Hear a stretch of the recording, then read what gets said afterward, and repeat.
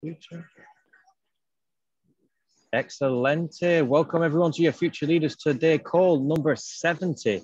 Definitely call number 70 because we're super on it now. We know where we're at with things. So I want to say a really big hello and welcome to all of our familiar faces, a couple of new people as well that have joined us this week. Thank you very much, guys, for showing up, seeing what it's about. I hope that you leave this call with plenty of information.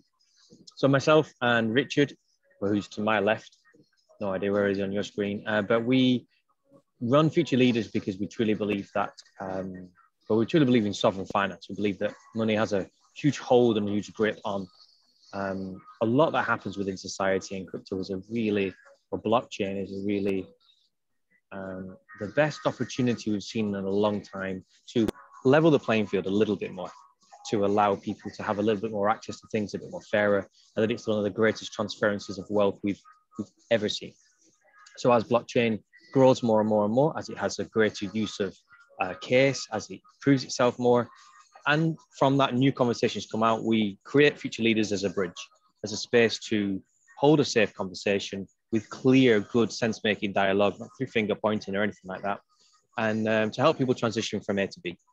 And it's not just about crypto, but we use crypto as a golden thread in the middle of it, but it really is about sovereign finance. How do you manage what you've got? How do you look after what you've got? And that spills out into sovereign emotions, sovereign human beingness, all of these other things. But money plays such a huge part in all of our lives that we forget it's as good a place as any to be in. Now, for those that have never joined us before, my name is Daniel. Richard's somewhere else on the screen. You can keep your mics on, you can keep your cameras on, all these sorts of things. All we ask is if you are keeping your mics on, just be aware of your background noise. If it gets a bit too loud, I will mute it. At any point, this is an open, free-flow conversation. If you have more that you want to share, different views, anything like that, you can click the little raise your hand button. You can type in the chat. You can wave on a screen. I try to keep the cameras on all the time now so I can see you waving. But if I don't, and you see someone else waving, please bring it to my attention. I have had a few times in the past where, unfortunately, Andy's gone for 20 minutes with their arm in the air waving. So I try to not make sure that happens anymore. So for the new people on the call, what have we got here? We've got Paul, we've got Anna, I think you're new, Anna, and Maria. We normally just give you guys like 30 to 60 seconds, just for me and Richard and then other people on the call to understand where you're at on your crypto journey.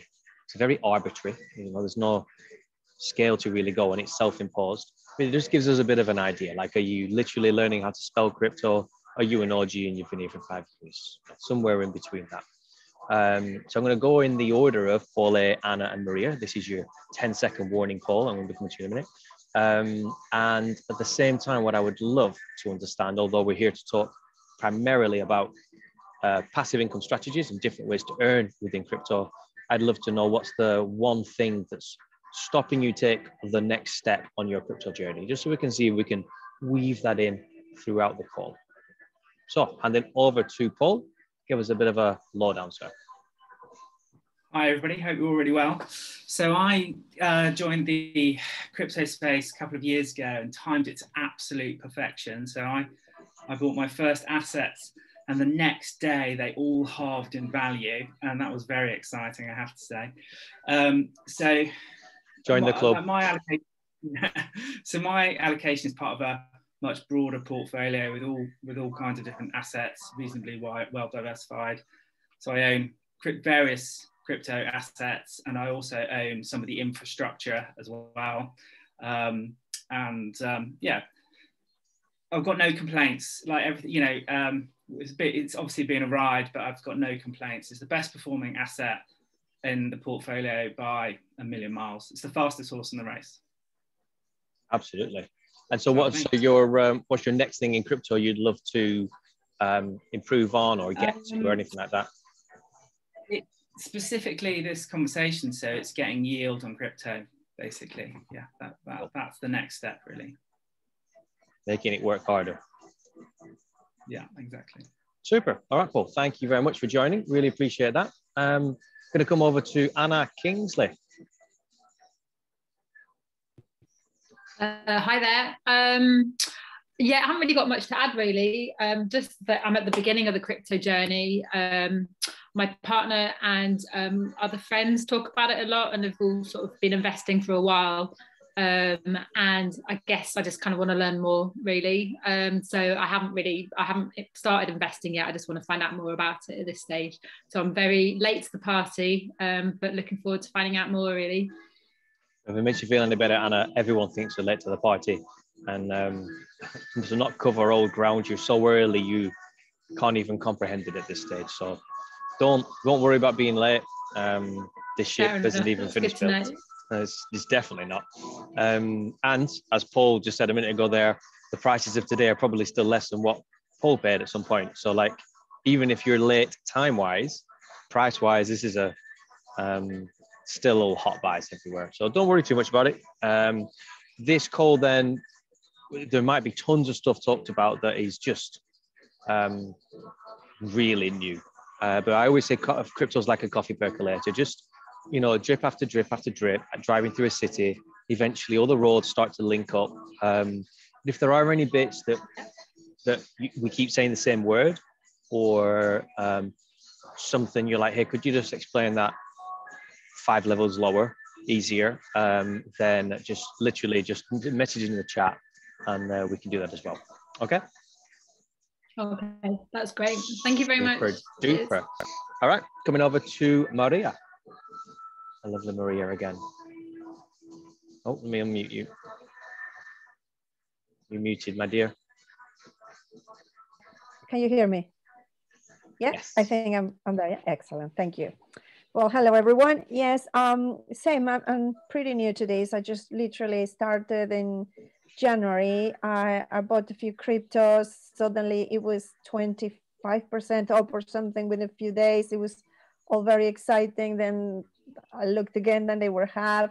So that was totally not very clever the way I was doing it. So what I wanted to do is just start learning more about it, really dedicate more time and maybe more money as I start doing this more wisely. And yeah, just to know about more a bit and really get really deep into this, because it's really interesting, and I think it's a great investment opportunity, totally. So yeah. Awesome, thank you very much. Just to learn a bit more as well. So yeah, so you're looking at just rounding the edges off a bit more, learning more, so you can make more informed decisions. Yeah. Okay, that is cool. Exactly. Yes. Yeah. I'm gonna check one thing. That's from stock shares gold. Okay, cool. So it's worth sharing. It's worth sharing. Like in fact, no. Before I do that, I will. So we've semi-avoided this topic for a while on Future Leaders, purely because this is the topic that has the most dodginess in it.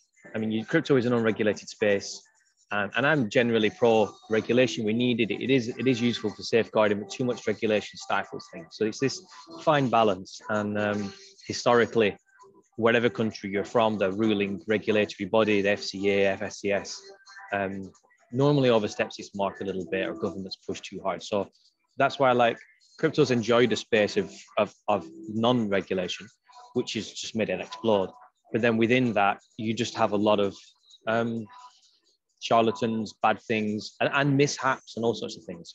So with Future Leaders being what it was, which is helping people to kind of transition and move, talking about passive income strategies is not an entry-level conversation, because there's a lot that needs to be covered to make sure that it's safe. And we really try and make sure people don't just promote their coins and their tokens, because there's literally 10,000 out there. And so many of them are don't have the best interest of the people at heart. So I caveat this whole call with that. And there'll be many times that I'm sure myself and Richard will put brakes on and might be a bit political in answers, and we still want to deliver things and give you things to think about.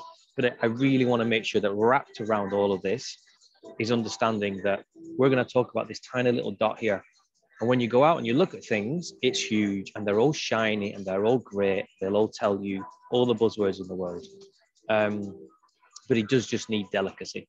And that's why we've been delicate. That's why we've been not wanting to do it for a while, because we didn't think it was for the best of the community. But then everyone really wants to talk about it. So we thought, well, it's better to talk about it and you have more informed decisions than avoid talking about it and people go out there and make silly ones. So before we fully go into it, the couple of people that have been on the calls before, I just want to check if there's anything other than the discussion of passive income strategies that you specifically would love to have 5 minutes on, a question you want to throw into the mix, anything like that. If there is, raise your hand just so I can see. All good. All right, cool. Okay, that is fine then, no worries. So without further ado then, just check this. Yeah, fantastic. Then we'll get cracking into it. Okay, then we've got Anna and Maria as our two newbies of news. So we're going to use you two girls, if that's okay, every now and again to come back to check if you understood what it is we're talking about. Because we're going to try and talk about it at this level, but just make sure we're using language that can bring you in as well. So at least when you're getting off this call, it can all make some sense. And for any new people on here, I do sometimes not pick on, but voluntold people to give explanations of things. So it's not just me and Richard talking about stuff, because the best way to learn is to teach. So if someone else can explain to someone else what something is, then we all grow from that. So Paul hit the nail on the head earlier. And I know it's something I've talked about privately with Justin before now, which is all of the crazy noise and the crazy percentages that you see within crypto, earning everything from 3% a year to obscene numbers in the tens of thousands of percent per year. All of that is different forms of passive income strategies. There's two ways that you can earn from any asset, and property is the easiest way to think about it. I buy a property for this price, it raises in value, I sell it for this price, I get the difference. Or I can buy the property, it can still raise in value, but for that duration, I rent the property out, which means every single month I earn income from it. So two completely different ways to earn from the same asset there. One is appreciation, and one is through an income strategy of some description. I think it's unfair, anyone that's been in wealth creation for a long time, to say passive income is one of these words that's thrown around. Nothing is passive. Everything takes work. Even if all I have to do is move this to there and earn 20%, the amount of time it took me to find that, verify that, do the due diligence on that, and check it's still safe in 3, 6, 9 months, it's not passive. It's just easier than some other strategy that's out there. So for Maria and for Anna, it's a whole conversation to decide what coins to buy.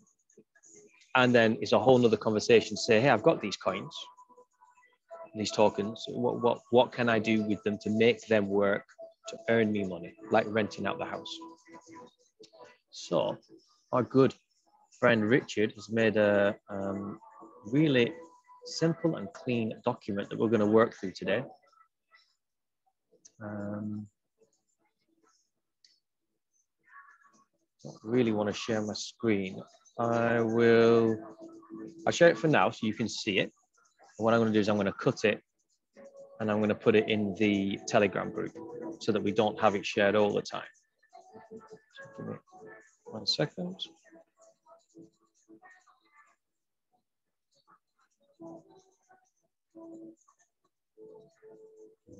Yeah, share it in there for now. Okay, cool. So what we've got here, we have got a total of 10 different ways that you can look at from earning passive income strategies. Different ways that we can make the crypto work for ourselves, whilst at the same time not having to do too much. Everything, there's different ways that you can look at every strategy. We've looked at it from a risk perspective, difficulty, reward, and fees. These are the things that you might first want to think about. We bring KYC in there, which is know your customer. We'll come on to in a minute. We've got some examples, and then everyone can have access to this sheet afterwards. It's not a problem. So we're going to stop this share. So 13:41. Okay, so we've got about an hour to do 10. Cool.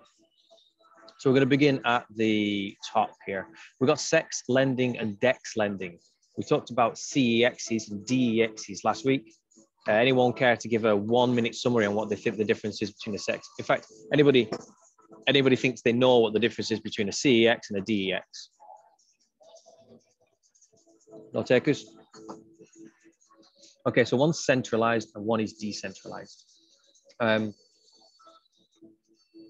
centralized exchange would be something like Binance. Binance calls the shots. Binance makes a decision. It impacts every single one of those customers. Coinbase, Crypto.com. Think of these as like companies that build a product and they deliver everything on that product. That's a centralized exchange. And the whole of finance is centralized. We have centralized government, centralized education, all of these things. A decentralized exchange creates a platform but doesn't hold anything in it. So Uniswap would be a really good example. Uniswap's still a thing, and obviously someone's made Uniswap, but you don't move your tokens onto it and hold them in it. You connect an external wallet to Uniswap, you carry out a transaction, then you disconnect. It's like what could it be like? I know you would never keep your car at a car wash, but your car goes to a car wash, goes through the car wash and comes out. Whereas if you were to take your car to a car park, it stays there. So it's this thing about also like with a centralized exchange, you have a login. You go in with a username and a password. And if you forget who you are, you click forgot password. That means somewhere there's a database holding your information. With a decentralized exchange, they haven't got a clue who you are. There is no identity. So if we just do these at a time, just so it's nice and clean. So when we're looking at these first two here, centralized and decentralized, we can see that there's KYC, which is know your customer on SEX, and there isn't any on DEX. Know your customer means you provided your passport, your proof of address, maybe your national insurance or your tax ID, something like that. And as I said in that long post to Martin in the group, people care about that for different reasons. There'll be people on this call who just don't care. Fine, you can provide your details, but always understand why you're providing them and what that might mean. I'm quite curious from that perspective within crypto. I don't feel that it's up to anyone's jurisdiction to understand what I do with my crypto. So I try and avoid personally KYC. The differences between these two is, one of the big differences is on DEX, if we look at risk, which you should probably split, you keep your keys. That means that you aren't handing over your coins to someone else's custody. If I put all my money into an exchange and that exchange goes down, then I will potentially lose those coins. I'll lose them. That's why it's not your keys, not your crypto. By the same token, within centralized lending, there's usually better rates of return, I would say.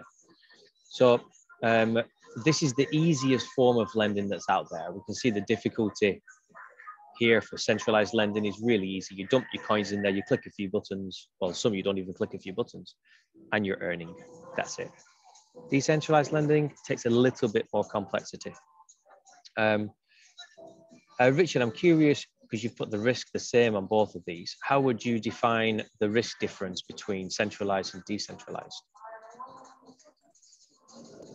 It's a toss-up. I mean, you could, there's different complexities in terms of the risk profile, I guess. But I think with centralized lending, in theory, you are safer, but it's that age-old thing of, you're open to their counterparty risk in terms of how much can you trust the platform, how long has it been around, all those sort of things, and how they manage their risks, which you might know some about. They will tell you this is how we collateralize the lending on the platform in order to give you the return, but you don't know because it's they're not going to tell you everything. In terms of decentralized lending, lending.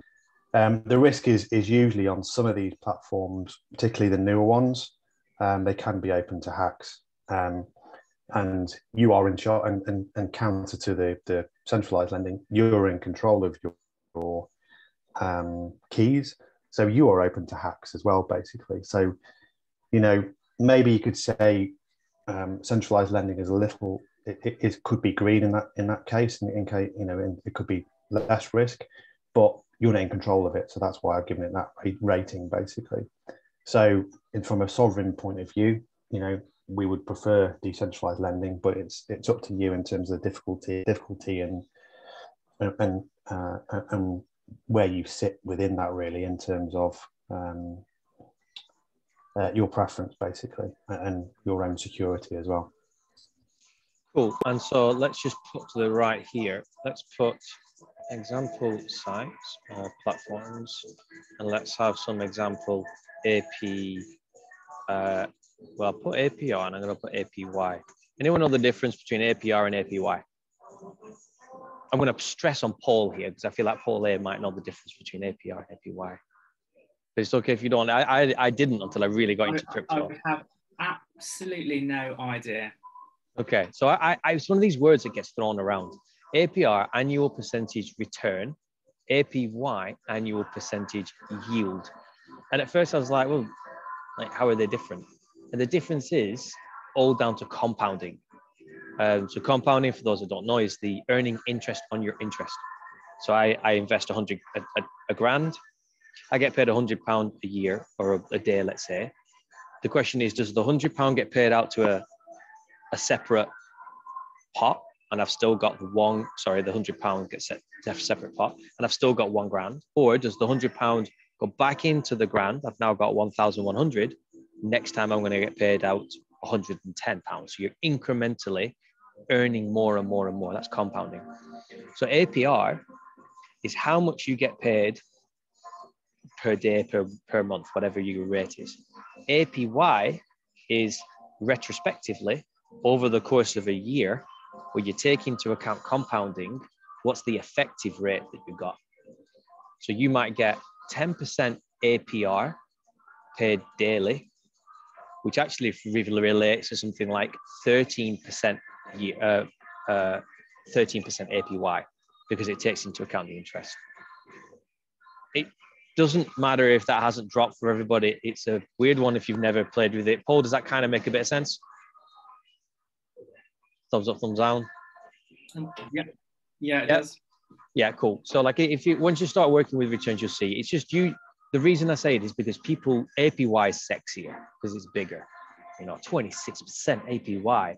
But but it works on a yearly figure, annual percentage yield. And the reason it stumps people is I know people that go into platforms for 1 month thinking they're going to get 1/12 of 26%.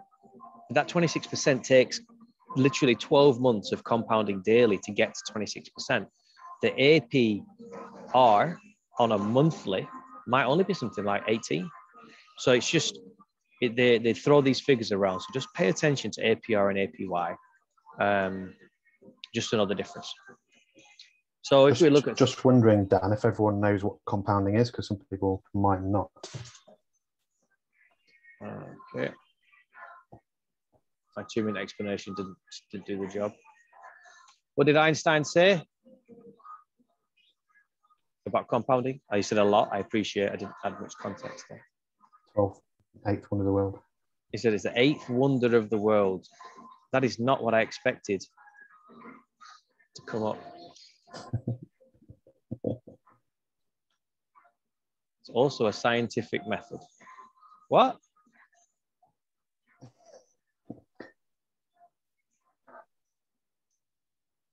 This is DuckDuckGo for you, isn't it? Compounding interest, try that. Switch to Google.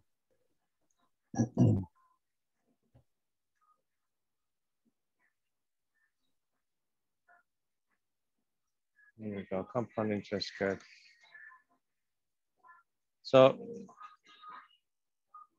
let me find something that's linear. Here we go, single interest.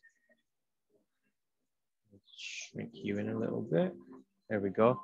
So this, open a new tab.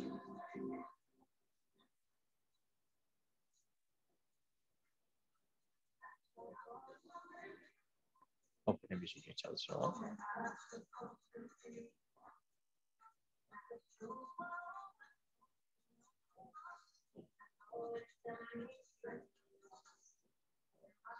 So if you're paid out so much on Richard, do you want to have a go at explaining it? I've explained compound interest too many times. You're so eloquent at it compared to me. I mean, yeah, essentially you are, as you said before, you're earning interest on your interest. And, you know, it's similar to the exponential curve in that you don't necessarily notice it within the first period of time, but over a longer period of time, if you can compound, i.e. not withdraw funds, then you will get a much bigger pot as time goes on. You can see that curve there, literally just, it gets further and further apart. So, and there's a key point here. If you can do it without incurring tax on it, I'm not saying to avoid tax, but there are tons of systems set up. The difference between being taxed every time you earn versus taxed at the end is absolutely astronomical. So this thing here, the principal, if you put I know it's a bit flaky, but if you put $1,000 in, that's your principal amount here. And someone's going to pay you so much per day, per month, whatever, then you're just going to go up with a straight line. That's how much you're going to get paid out over the course of time. But if every time they pay you, they then give you a return on top of that, obviously how much your principal amount keeps going up and up and up, and you're actually getting paid out on this line here, which means you're earning more and more and more and more and more until it looks like a hockey puck, usually like that. And nothing happens in compound interest for a while. And there's a game you can play where if you bet 50 cents or 50p on golf, by the time you're at the 18th hole, it's something like $250,000 or $500,000. Same again with chess. The story goes, the guy who created chess for the Emperor of China wanted a grain of rice for every square on the chessboard, doubled each time. 1 grain, 2 grain, 3 grain. And they call it the second half of the chessboard. Second half of the chessboard. See if we actually get a decent picture here. There we go. And what happens is, it's the same with Moore's law, 1 grain, 2, 4, 8, going up and up and up. And basically, by the time you get to the second half of the chessboard, the amount of rice required is astronomical. And the emperor's, I don't know, economist came back and said, we've run out of rice. And that's when the emperor went and chopped off his head because he realized he'd been tricked. So doubling, especially from a compounding perspective, is just astronomical. So compounding is one of the easiest ways to create wealth. They say that rich people buy assets, wealthy people understand compound interest. So I don't want to labor on that too much more, but it is really important, is compound interest. And so to go back to here to SEX lending and DEX lending,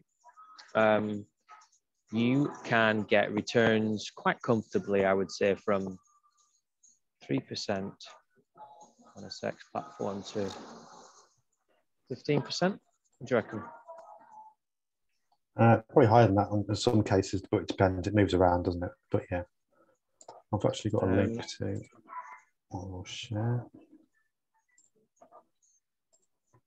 Are we including, Anchor Protocol? Are we including that in terms of, are you thinking of that in staking? Because you're locking it up. No, you're not. Anchor Protocol lends. It's a lending site.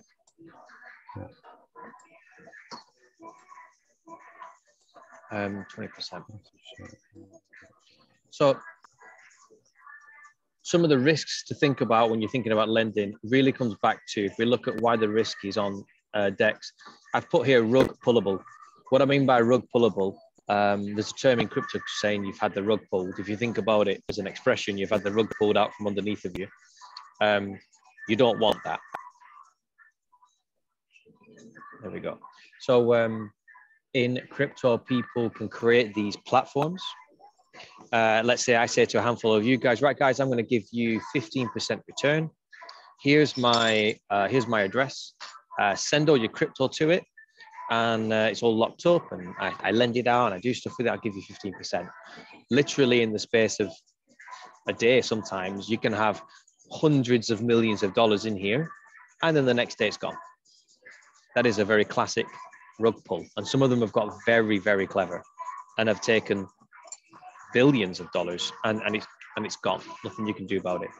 So when you're looking at these systems and these sites, really think about caliber, think about quality, think about trust. Who owns it? How long's it been there for? Who recommended it to me? How long have they been using it for? Dead simple due diligence, which might come easy to you if you've been investing in companies and you're a little bit more cautious. But if your best friend says, oh, you've got to get on this platform, it's called, God knows, whatever, Mirror Trade International, or I shouldn't be bringing that one up yet. Whatever it's called, doesn't matter. But them being excited about you joining it because they're on it, just be a bit more cautious, because in crypto, there's no backdoor. There's no fallback. You can't, if those coins go, they're gone. This is one of the key components of sovereign money and sovereign finances. It's yours. It's like owning gold. You have to look after that piece of gold, because if it's gone, it's gone. You can get insurance and things these days, crypto insurance, but just really understanding that. Did you say you had a chart for earning interest? Yeah, I've shared it in the chat. It's it says DeFi rate, but there are centralized ones on there as well. Which chat? I put it in the Telegram chat and in the Zoom chat. Okay, cool. Yeah, I've got it. Oh, this is nice. Yeah, so we're looking at there. Celsius comes up a lot, by the way. So the boxes are the highest returns. Celsius compounds daily, pays out weekly. And you can see that it's that one of the highest for most coins. And to earn on Celsius, you'll need to do your KYC, because Celsius is a centralized exchange and it wants to know who you are. Me and Richard have been using Celsius for a long time. I like it. I think it's really, really good. So that's my go-to space for things. And if you're not interested in, I'm also going to put Anchor in there as an example. Can I ask a question? Sure. On Celsius, are you able to transfer money in, or do you have to transfer crypto in and then from another platform? Really good question. So when you say money, you mean fiat, yeah? Yeah, like pounds, GBP. Yeah, cool. So in order for any crypto entity, company, to use fiat, they have to be regulated. And to be regulated, obviously, to go and work with the traditional finance world means more audits, more checks, all of these things. So crypto companies make a distinction, and they say, I either deal with fiat or I don't. Celsius does not. Celsius is completely crypto only. People like Binance and Crypto.com and Coinbase, they will allow some holding of pounds, dollars, Aussie dollar, things like that. And they might even allow you to charge and buy crypto with their cards and things like that. And they've chosen to go down a different route. So Celsius is completely crypto only. There is a button to buy on there. I'd have to buy it from Coinbase and then transfer it over to Celsius that way. Yeah, you will. Right. Okay. And it's just worth knowing one thing, guys, as well, that you can stake. You can do this with crypto coins, and you can also do it with stable coins. So stable coins are the ones that are pegged 1-to-1.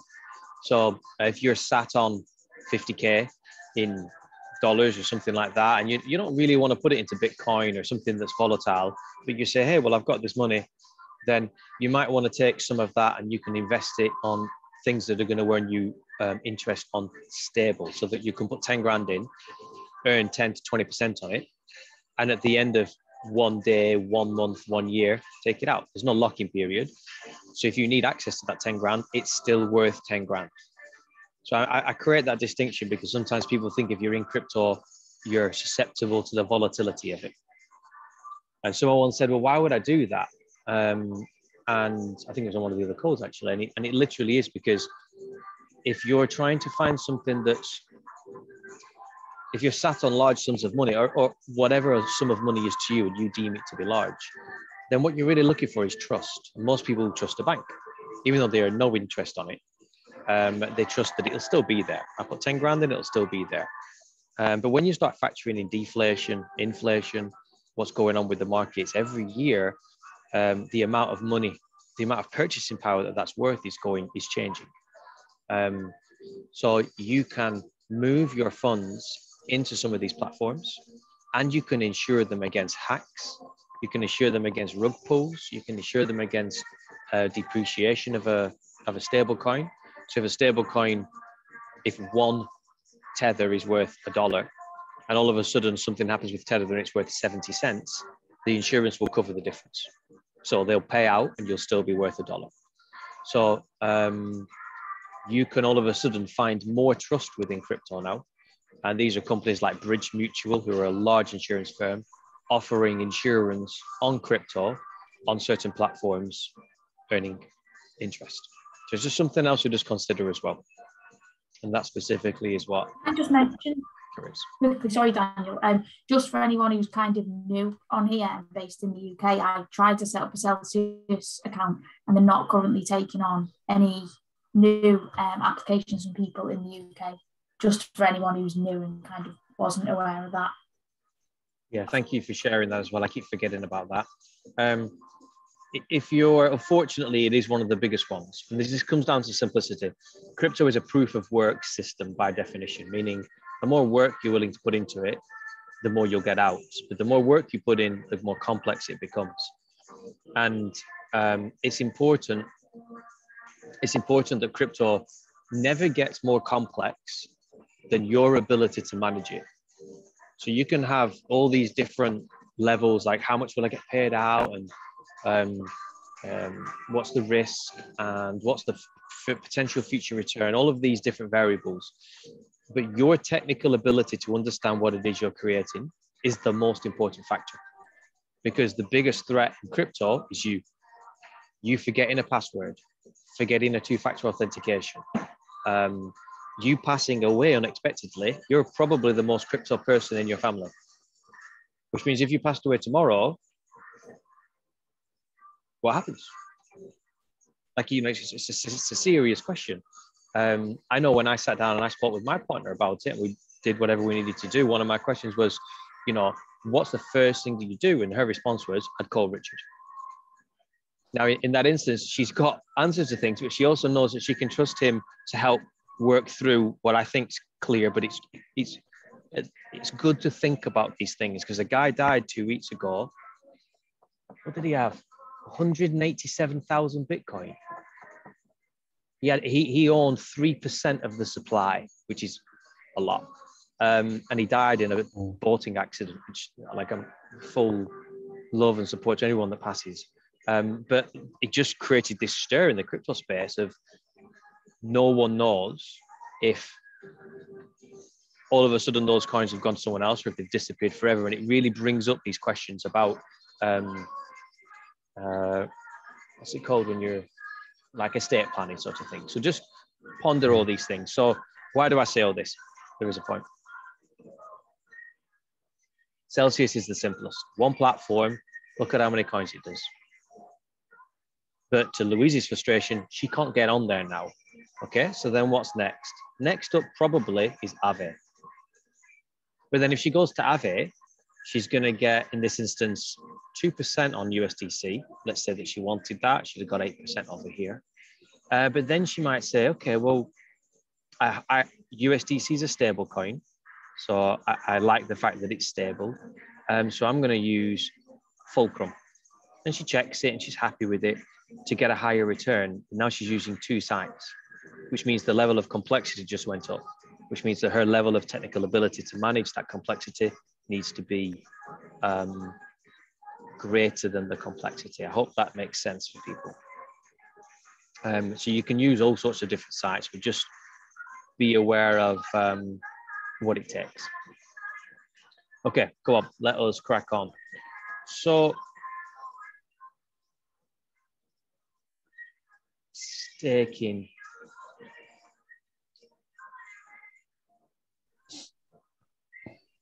How would you, do you want to run through how you think staking is different, Richard, compared to lending? People often throw these words around and they feel similar, but they're very different. I think people often, because crypto.com in particular will use the term staking a lot of the time. And in theory, you're not really staking, you're just depositing it on the platform and earning whatever token that they're pushing at that point. I mean, staking, I put the comment in there and I'll read that. It says, earn by staking in proof of stake protocols. You get rewarded for helping to maintain the decentralized consensus and security for blockchains to function. So basically, the coins that you own allow, say, I don't know, choose Cardano, for example, to operate. And the more that you've got, the more kind of share you've got in the say in how that's worked. So it's kind of democratizing in a way the the operation of it. There are arguments in terms of staking, proof of stake, who someone could actually just earn more and more. The more they control and the more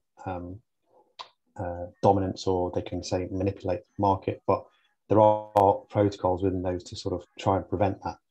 But what you're essentially doing is earning by allowing the blockchain to operate. And I think if we use Paul as an example, said he's bought some coins and he's these are the ones that he's invested in, and I think that's the difference potentially. A lot of the time you will be, you might be extremely bullish in Ethereum or Cardano, and you're not really wanting to sell until it reaches a certain point. You really believe in that platform, then you would, it's kind of like a validation in itself for you to offer up your coins to help that platform work. So you will be holding on for dear life in those. You'd be holding those coins for long term as an investment, and playing your part in validating the network to make it work. But there are two ways you can do it as well. You can try and go and do that yourself, like a sort of solo stake, or a lot of the bigger coins will have stake pools or delegated stake pools where there'll be an allocation of so many coins, and you can go and join that for a fixed return, but you are locking your coins up for a longer period in that time. That's my summary of staking. I hope that's clear. That's the big thing. If you think about it, like making a stake for something, in the sense of like planting your placard to say what you believe in. Staking usually has a locking period, and in exchange for that locking period, you'll get a better interest rate, but they're locked up. So you usually only stake a coin that you believe in because you're making your stance about that. It's not quite as fluid as lending and things like that. So as an example, right now, if you stake ETH, you'll get over 20%, but that is that's a 2-year lock-in, and the interest return and the year hasn't even been, nobody knows. People are staking their ETH because they're basically casting their vote to say, I am long-term on this project. And then that sends a signal to the market. So people want people to stake their coins because it's good for business. And so in return for that, you get a return. So, but just understand that people do throw around this word staking. So again, when you're looking at lending and staking, one of your key things you're looking at is, can I get the money out? Which is a very important question, especially as we move further down this list. Any questions on staking before we go any further? Not good. Okay. I'll just move that. Cool. Oh, I found your chat now. Cool. It's definitely quite a group than usual, isn't it? Is that because we're talking about serious stuff? All right, trading. I mean, trading is obviously the least passive of all of them, so to speak. It's worth putting it in there. We don't promote people to trade because the stats show that over 94-ish% of people that trade lose money. So it's just, it sounds sexy. Everyone I speak to the trade, it's not. It's very, I don't want to say boring because it's exciting for that person, but it's not as glamorous as people think it is, and it's hard. It's a lot harder anyway. But trading is in there as a strategy, and I suppose it can be more passive. But I think where it starts to become more passive is bot trading, and I'm also going to put in here mirror trading and copy trading. So bot trading, mirror trading, and copy trading are systems that do it for you. And these bots is massive right now. So the bots have been used in traditional finance for a long time now because they can buy and sell quicker than humans can click buttons. So sometimes bots are literally like, you see charts are just doing this all the time, obviously big swings as well. But there's bots that just what they call scalping, and they're just making money on these tiny little micro movements, but they're trading every single second, in and out, constantly analyzing it. So like anything in technology, give it a couple of years, the technology reaches the masses. So you can code your own bots. There's people that have coded them and made a user interface, and you just kind of drag and drop the parameters that you want. Then there's people that have done that themselves, put it into a platform, and you just log into the platform. And then there's people that do it all themselves, just say, give us your money, we'll trade it, and we'll just give you a fixed return. So there's a whole varying degree of the ways one can use bots. And on these same sites, and one example is 3 commas, Zort is done for you. 3 commas and Shrimpy is bot trades. So Shrimpy in particular can do copy trading. So you pay a little bit more, you might pay $100 a month, and Shrimpy will connect to eToro. So you need an eToro account. eToro is a really big trading platform, and it finds other people on the platform that are trading. You'll see their username, and then you can just click copy, and it will trade the exact same trades they make, regardless of wins, losses, or anything. The downside of this, people are aware of that. So some people will know that the minute they place a trade, 1,000 other people are going to suddenly come in. I've got a friend who was doing particularly well on DEX platforms, decentralized, but there's tools that can watch wallets. And so he got picked up by a bot that had become aware that a particular wallet address was doing really, really well. They were then selling that information on these sites where you can copy trades. And every time he placed a trade, he noticed that the charts went bonkers. And he's a real big charts man. And it took him ages to work out why. Every single time he placed a trade, it went the opposite of whatever happened. And he was losing and losing and losing. And he realized that he was being copied. And as soon as he placed a trade, $10 million more came in and placed the same trade, which would obviously massively swing the chart. So he had to completely open up new wallets, move his money, completely wash his money so there's no trace between the two, and carry on. So I share that because if you knew you were also being copy traded, the risk side of this for you is that you could copy somebody, but actually what they're doing is they know that the chart's going to do something afterwards, and they're actually placing a totally different trade. So it's not quite as sexy and as easy as, oh, well, I'll just click a button and copy somebody. But copy trading is really big. Bot trading is really big. Zort is a platform that trades it for you. Your money, why is it safe? Where are the coins held? So remember, not your keys, not your coins. Some of the ones further down here that really becomes very big. Where are the coins held? If they're held in your own account, in this instance for Zort, they're held in Coinbase, and Zort has a connection to Coinbase, and all Zort can do is buy and sell. And all it buys and sells is Ethereum and Bitcoin, which means nobody can rug pull you. Nobody can run away. Your money's not tied up. At any point, you can stop it.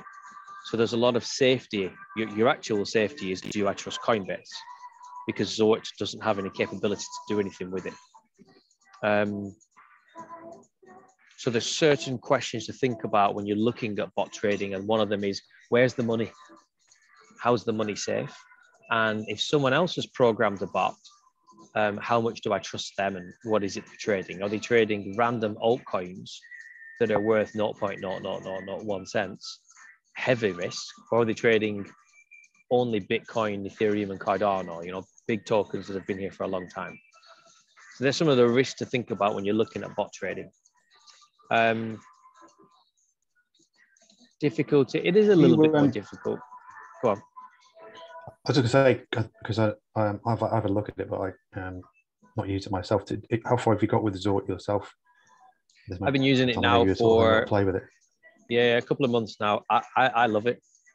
I absolutely love Zort. I think, I mean, we've just had it doesn't, I don't want to get too much into it. It doesn't trade. I don't have affiliate links for Zort. And I meant to say this at the beginning. We're not selling anything on here. We're just talking about all the stuff that goes through. So if you want to find it, go and search for it. But Zort does, and it's 2-3 months ago, it was earning, let's say 20% a month, something like that on trades. It's had a big break where it stopped trading because when it was in a bear market, part of its AI isn't to not trade a bear market. Bear means down, bull means up. So it's just started retrading again. I think the community is really strong, super fast support.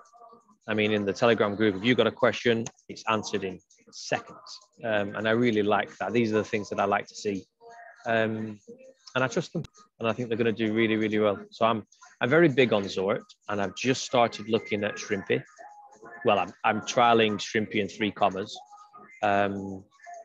To do a particular style of trading I'm interested in looking at. So this is a really cool one, spot trading, but there's just a lot out there. So when you're looking at stuff, start with the big boys. 3 commas, Shrimpy and Zort are the 3 big name. Well, 3 commas and Shrimpy are big bot names. Zort's fairly new, but I'm okay with that. I've looked at a few platforms, and for me it's working, so I'm cool with it for now. Any questions on bot trading? And I'd say you can comfortably get. I'm actually going to actually execute the trades on your behalf. Yeah, fully. So you don't do anything. This is totally hands off. It's 2 to 5% a week. I would say is let's just say 1 to 5% a week. A week. So you can work that out times 52. But if you're trading a bot, if you're creating a bot yourself, there's a lot of parameters.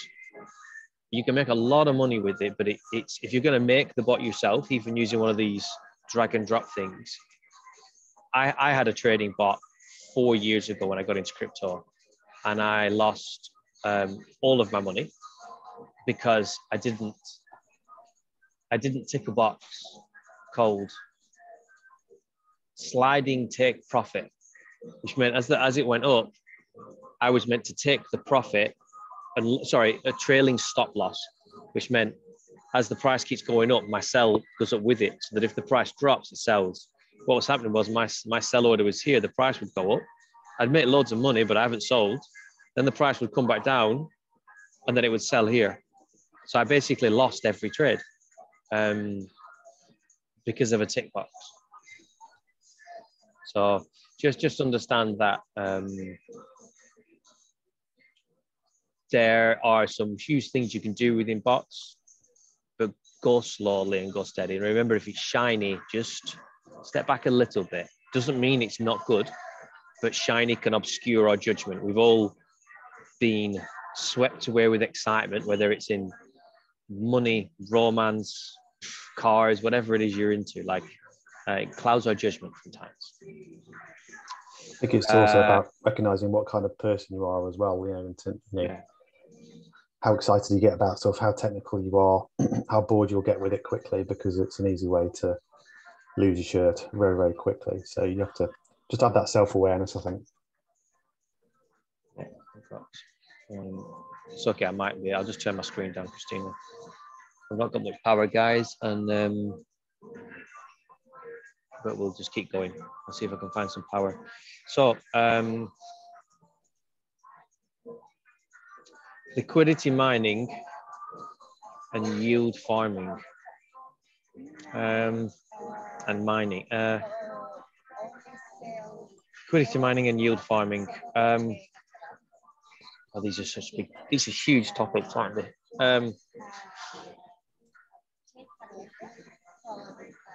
It's very, very complex, I think, particularly for people that are sort of at this sort of. I'm gonna explain it like this. Yield farming. I use the farmers market analogy. Yield farming is going into a farmer's market with some £10 and buying 10 apples. And you take the 10 apples to the next stall, and the next stall says, hey, if you give me 10 apples and hold them here, I'll give you 5 bananas. Cool. You get the 5 bananas, you go to the next stall, and he says, oh, I need bananas. If you give me 5 bananas, I'll keep giving you some aubergines. You take the aubergines, you take them to the next stall, all the way around until you're farming different tokens. You started with the same amount of money, but each of them pays out in apples, and you pay the apples to the next person who pays out in tomatoes. But instead of them being vegetables, they're tokens or whatever you want. They're ETH, Bitcoin, Ethereum, wraps, this, and actually some of them are foods, but that's by the by. It's because food memes seem to have stopped. So farming is this structure of taking one, feeds into the next, feeds into the next, feeds into the next. Much more complex, super risky, because if one of them collapses, the whole chain collapses. But the reward you can get, I don't even want to write it on here, but I will do. I'll put 10. Let's just put 100. No. 10,000. It's way more than that. I mean, do 100. 100,000%. That's a lot. And you can even get as high as 100,000% on this one. It's really risky. A lot can happen. I won't go into it here, but if you're interested in liquidity farming and yield farming, the first thing you do is understand the risks, because the rewards are easy. Yeah. And if you think you're up to it from a difficulty perspective, then totally cool. I'm going to throw one word in here called is it CalPAR? Hello. Or is it Calmar? This is it, Calmar. So Calmar is the first thing I've seen that looks to do it all automated. I am interested in it. And if it is as good as it says it is, then it could simplify this whole thing and take a lot of the risk out. But people chase these because they're looking for, I mean, who doesn't want 100,000% return reward? You'd be silly not to, right? So Paul's asking, does anyone use Cake DeFi for liquidity mining? So pretty tasty, yeah. No doubt.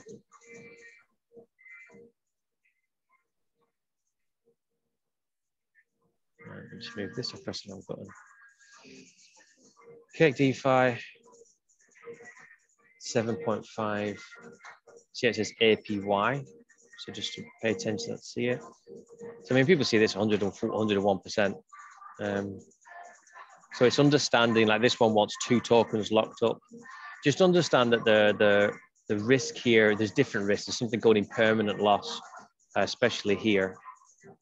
Impermanent loss, which is where you lock up 2 tokens, token A and token B. You do 50% of each.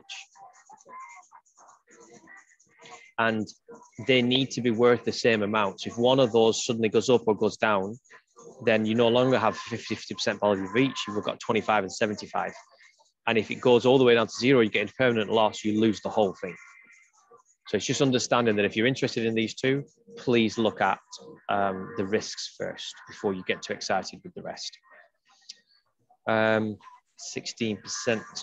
Was there any power? No power? Okay. Okay, so I got 16% to see this through, guys. Mining is mining. Uno más, por favor. Mining is mining crypto. There's some really cool new coins, tokens coming out with what you can do with mining. It usually requires physical hardware. You can pay other people to do it. What sort of APIs do you think you're going to get on mining, Richard? Totally is going to depend on the actual coin. Yeah. You know, anything from a few $100 a month to upward from there, basically. But there are some interesting ones. If you have a quick look at what that Planet Watch might be quite interesting for people to have a quick look at. I'll put a link in.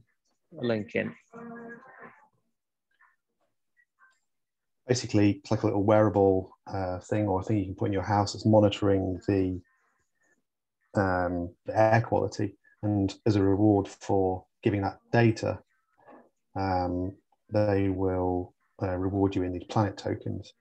I think Elon Musk said in the future he would allow people to buy a Tesla in Planet tokens. Nice. So there's actually quite a lot in terms of these mining ones that are like at-home mining rigs. You don't need to buy these big Bitcoin things that cost like £2,000, $2,000 and take up loads of energy. Like there's tons to do with IoT and lo-fi waves and all sorts of things. Whether that's your boat from a values perspective is another question. It's this one. But that's they're all trying to... Yeah. Oh, and you wear it. Oh, it's wearable, yeah, he said. It's cool. So there's just lots of ways that you can earn. There was one that was going around for a while called Pi, P-I. They said it was made by these Harvard professors, which it wasn't. And basically it was a massive data grabbing exercise. And it was all based on referrals. There's nothing wrong with referrals as a form of marketing. It's called network marketing. And some hugely successful companies that have been going for decades rely on it. Avon is one that comes to mind, Betterware. I'm sure there's different brands over in America, although I'm sure Betterware's over there. So there's nothing wrong with network marketing. But within crypto, it can just get a bit crazy sometimes. So when people are saying, oh, I think you should sign up for this, and they send you a link, and you see at the end of the link, it's got like their thing on the end of it, just ask them like, are you earning from this? Why do you want me to sign up? And it's just transparency. And we've got Ben on this call. Ben helped me get into a system that I love. And one of the things I really loved about it was that he's super transparent. And there's nothing hidden. There's no hidden agenda. It's like, this works for me. This has been really good for me and my life and my network, and I'll share it with you. And that's really, when you can come from that space, I think that has a very different energy from, I need you to sign up because I earn from you, which is some of the darker, more cloudier side of network marketing. So it's a lot of these mining things have that built into it. There's nothing wrong with it, but I want you to be aware of it, because it's the awareness that's the difference between an empowered choice to do something for the right reasons and a pressured choice to do something for the wrong reasons. Which brings us perfectly into HIYP, high interest yield programs or protocols or something like that. As Richard's put here, anything that promises up to a 1% ROI per day with MLM, which stands for multi-level marketing, or tier referrals, Ponzi scheme-esque. So it's good to understand, does anybody, I've got to keep my screen low. Anyone care to summarize what they think a Ponzi scheme is in like less than 20 words?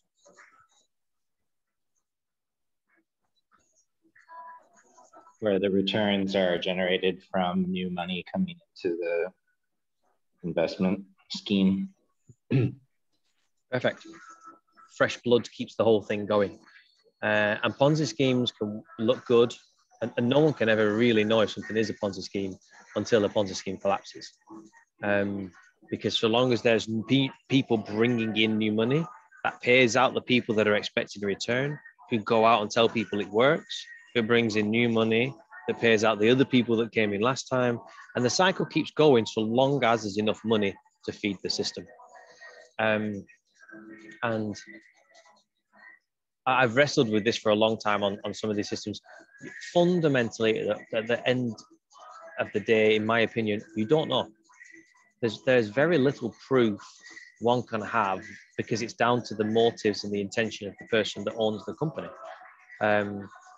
And mirror trading internationally is a big one for that. They were paying out 5% a week, and everyone was talking about it, and it had the classic signs of something that's not a bit fishy. But the guy, I was in groups where people talked about this for years. I know him, he's so honorable, all of the things that these people genuinely believe that. And apparently he was a really, really charming person.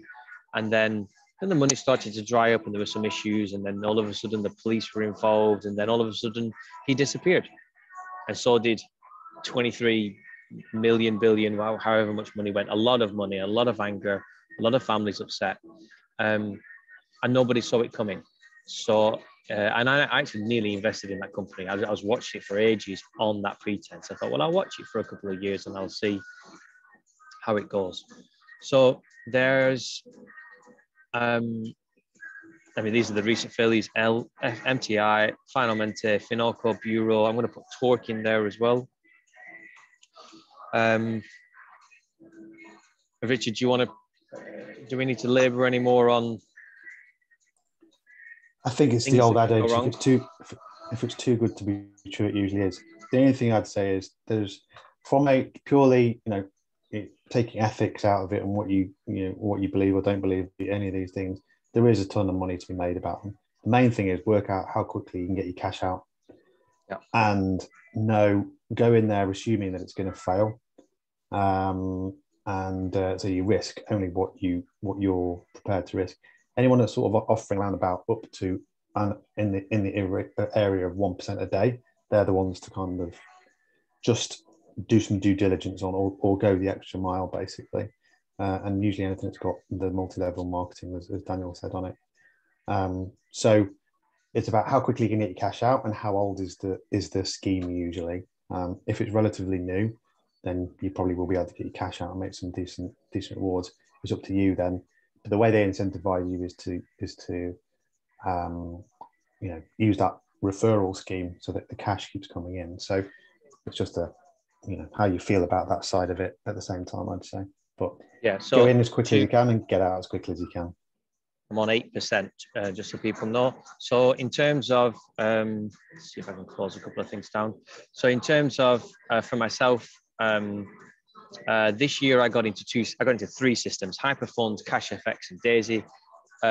After a long debate with myself on a lot of things, I got in with a sum of money that is enough for me to see it work. But at the same time, I do accept fully that if that money goes, like it's gone, like it's not play money. But if the way I say it to people is, if you lost it, do you have to sell your house to live? How life-threatening is that money? And this is the real thing. If you're going to start to play with any of these, especially the ones as we get into red, don't be taking out a loan and putting it into these systems. I would never take out a loan to try and do an investment, really, unless you know what you're doing with debt management. My end result is, the more I've looked into it, the more trusting I've become of these 2 companies. I will probably say I'm more trusting of CashFX, but only because I'm in Panama at the minute, and I'm hopefully actually going to go to their offices this week and meet human beings. There appear to be a bit more front-facing and all singing, whereas Hyperfund is based in China and Laos. There's a bit more smoke and mirrors around it.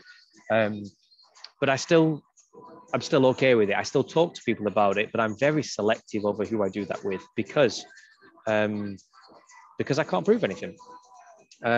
Daisy, I got into same sort of thing, a bit of a punt, if I'm honest. But I now think it's a scam for one reason, and that is because it is like 2000% referral marketing. I mean, they put so much effort into making people sign up that causes me to go, it doesn't feel right. And that's a gut feeling.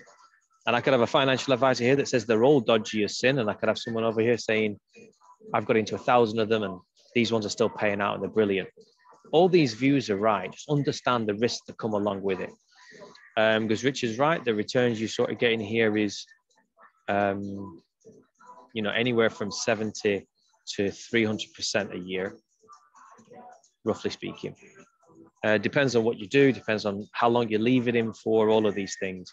But the big question is that you must ask is, how long till I can get my capital out? That is the big question.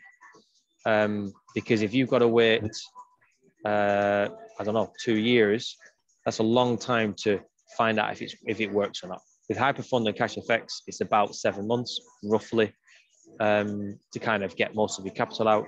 And then after that, you can relax. It's like being at a casino and doubling your money. You could put half of it in your pocket and you can be much more relaxed with the rest of it. Anything somebody wanted to add then? Did I cut someone up?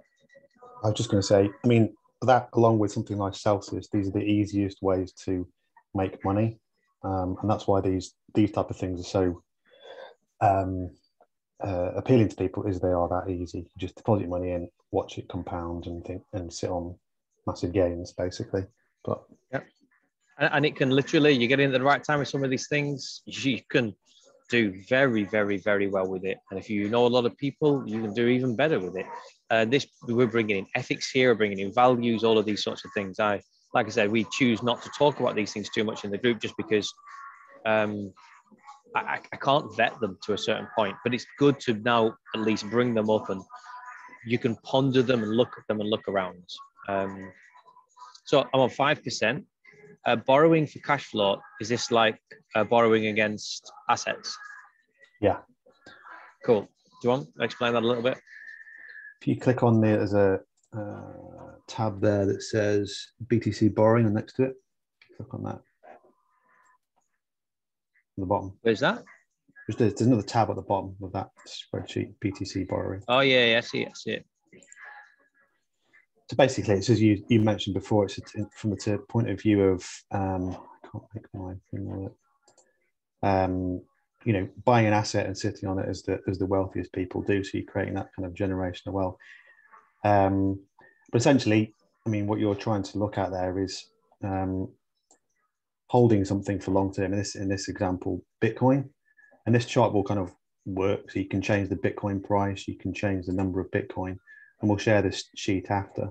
But you can kind of see it's just using an assumption there that Bitcoin is going to grow from a compounding basis 200% a year as it has done historically, and that it'll assume the price, the growth, the gain, and you can borrow on platforms like Celsius, for example, at a 25% LTV rate, which in this case will be 10 grand, and then as long as you believe in Bitcoin and it does what it has done previously, then the price of that collateral, grows year on year, and you can effectively pay back that debt, take another loan out the following year, pay back the loan that you originally took out, and over time, the amount you can sort of borrow every year creates that income stream for you, while the value of your collateral goes up when you haven't, in theory, actually, spent any of it or got rid of any of it. So, this was an example that Michael Saylor gave. I just created a spreadsheet around it, basically. Yeah. But it's how the richest people in the world remain the richest people in the world, basically. And this is a form of using effective like debt finance. Like there's really strong ways you can use debt to advantage. People think debt's a dirty word, and There's a lot of debate over that, but there's good debt and there's bad debt. But it requires management, and most of us, well, unless you've had a good mentor or spent some time in it, school doesn't teach us anything, but it definitely doesn't talk us about the difference between good and bad debt and how to manage debt. So this is another way to look at things. It's a long-term view. You're effectively buying something that appreciates. You take a bit of that appreciation, pay off the loan, take off a bigger loan, buy some more. Then it goes up. So you're each time you're using the asset to accrue more of the asset. So where am I on? 4%. All right, let's round it off here. There is a lot on this call. In fact, we could have half the amount of stuff and spent a lot more time going into them all, but it's a really big round robin.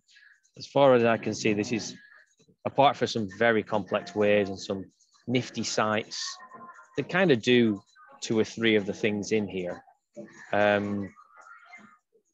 This is most of the ways to earn.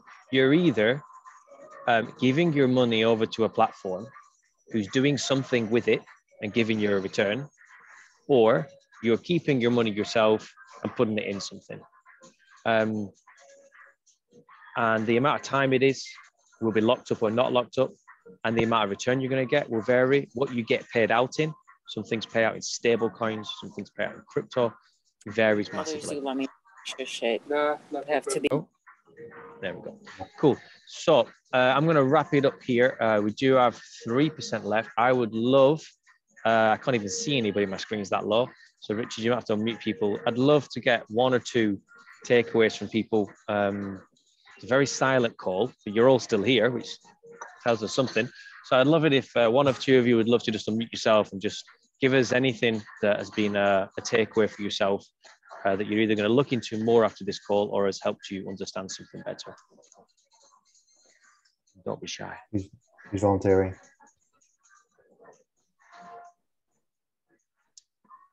Well, 3%, 2%.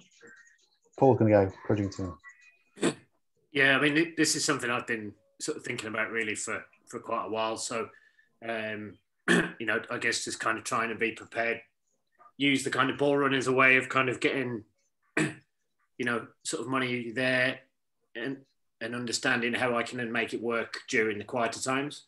So this has been really useful, and especially kind of I had a bit of experience with the trading bot with Talk, which went a bit west, but I managed to take my money out. But, you know, just kind of starting to look at these sort of things and understand what is available and spend that time over the next 6 months or so, kind of looking at what my options are and having a plan ready for, you know, for the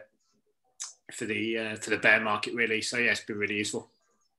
Cool. That's really important because we are going to enter a winter period soon. So it's all right. We've all got these coins, and if you're going to hold on to them through the winter, then get them doing something. But remember, keeping it equal to the effort you're going to put in. And a key thing Richard said the other day earlier is how bored do you get? Because these things do need managing. Anything from any of the new people? Do we still have Paul A with us? I can see. We do. We do. Paul A, I'd love to get you've been in asset generation and creation for a while. Anything for you that was a new thing? So yeah, well, all of it was new in many ways. Yeah, really interesting. It was interesting to see the comparable rates and your comments on the different platforms. Like everything, you know, it's the beginning of a very long process, isn't it? With lots and lots of layers of due diligence and all the rest of it. Yeah, but fascinating. Like, grateful for your input. Really good. Thank you. Okay, thank you.